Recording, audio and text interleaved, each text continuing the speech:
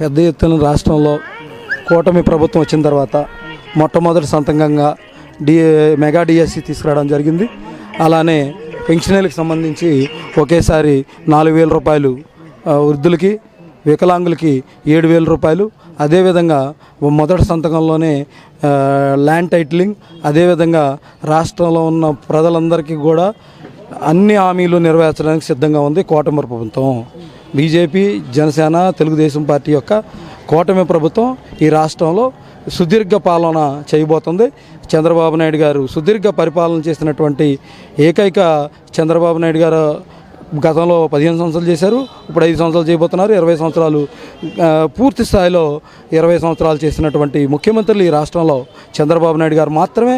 Visionary leader Chandrababu Naidu గారు ఉన్నటువంటి ఈ రాష్ట్రంలో అన్ని రకాలుగా కూడా రాష్ట్రం ముందుకు నడిచిద్ది. ఆ విధంగా దీపావళి రోజు మైల్ గ్యాస్ బండ్లు ఇవ్వడానికి సిద్ధంగా ఉన్నారు.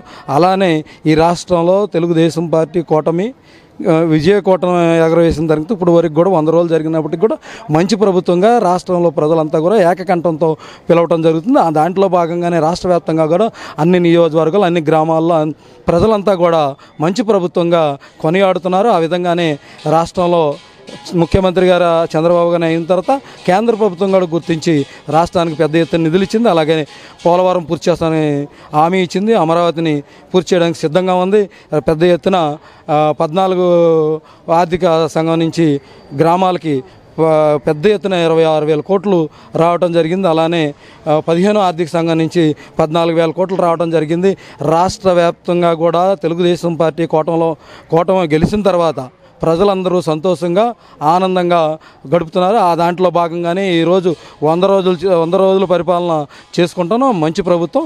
ఈ మంచి ప్రభుత్వాన్ని ఇంకా 10 కాలాల పాటు ఎక్కువ కాలం చంద్రబాబు నాయుడు గారు పరిపాలించడానికి ప్రజలందరూ కూడా దీవిస్తున్నారు. ఆ విధంగా ప్రజలందరూ కూడా చంద్రబాబు గారికి అండగా ఉంటారు. ఎందుకనంటే కష్టపడే ముఖ్యమంత్రి, కష్టపడే అంత దీవెనలు ఇస్తారు. ఎందుకనంటే 10 రోజుల పాటు కలెక్టర్ ఆఫీసులో ఉండి వరద బాధితులను ఆదుకొని పెద్ద ఎత్తున ఈ రాష్ట్రంలో కాదు, ఈ దేశంలో, ఈ ప్రపంచంలో కూడా ఏ ముఖ్యమంత్రి కూడా ఆ విధంగా నీళ్ళల్లో దిగి ప్రజలను ఆదుకొని ప్రజల దగ్గరికి వెళ్ళి వారికి ఆహారం, అలా పాలు, బిస్కెట్లు అన్నీ కూడా స్వయంగా ఒక 9 గంటల పాటు ఒక రోడ్డు రోలర్ మీద ప్రయాణించిన ముఖ్యమంత్రి ఈ రాష్ట్రంలో కానీ, ఈ భారతదేశంలో కానీ ఎక్కడైనా ఉంటే ప్రతిపక్షాలని నేను అడుగుతున్నా, జగన్మోహన్ రెడ్డిని ముఖ్యంగా అడుగుతున్నాను. నువ్వు ఇంట్లో కూర్చొని పరిపాలించావు. చంద్రబాబు నాయుడు గారు మాత్రమే బురదలో దిగాడు, నీళ్ళల్లో దిగాడు, వరదల్లో దిగాడు. అలానే పెద్ద ఎత్తున ప్రజలకు అండగా ఉన్నాడు. ఇప్పుడు కూడా ఆర్థిక సాయం కూడా ఇవ్వబోతున్నాడు. అందరూ కూడా వాళ్ళ ఇళ్లలోకి వెళ్ళిపోయిన తర్వాత కూడా వాళ్ళని ఆదుకునే పరిస్థితిలో చంద్రబాబు నాయుడు గారు ఉన్నారు. ఈ రోజు నుంచి ఎన్యుమరేషన్ కూడా జరుగుతుంది. రేపు ఎల్లుండిలో ఆంధ్రప్రదేశ్లో ఉన్నటువంటి ఎక్కడ వరదలు వచ్చాయి అక్కడ అందరికి కూడా ప్రజలకు పెద్ద ఎత్తున వాళ్ళ అకౌంట్లో డబ్బులు పడిపోతున్నాయి. చంద్రబాబు నాయుడు గారు మాత్రమే ఈ స్థాయిలో ఈ విధంగా పరిపాలించగలడనే ఏకైక ముఖ్యమంత్రిగా భారతదేశంలో గుర్తింపు చెందిన ఎమర్జెన్సీను అతనికి ఉన్నటువంటి గొప్పతనం, ఆ ముఖ్యమంత్రి గారి ఒక శక్తి సామర్థ్యాలు చంద్రబాబు నాయుడు గారి గురించి ఆ భారతదేశంలో కానీ, ఈ ఆంధ్రప్రదేశ్లో కానీ అందరికి కూడా తెలుసు. పెన్షన్లు పెంచడం జరిగింది. అదేవిధంగా ముందుకు వెళ్తున్న చంద్రబాబు నాయుడు గారికి అందరూ కూడా రాష్ట్ర ప్రజలందరూ కృతజ్ఞతలు తెలుపుతున్నాను. ఇది మంచి ప్రభుత్వం అని కృతజ్ఞతలు తెలుపుతున్నారు రాష్ట్ర ప్రజలంతా కూడా ఏకదాటితో.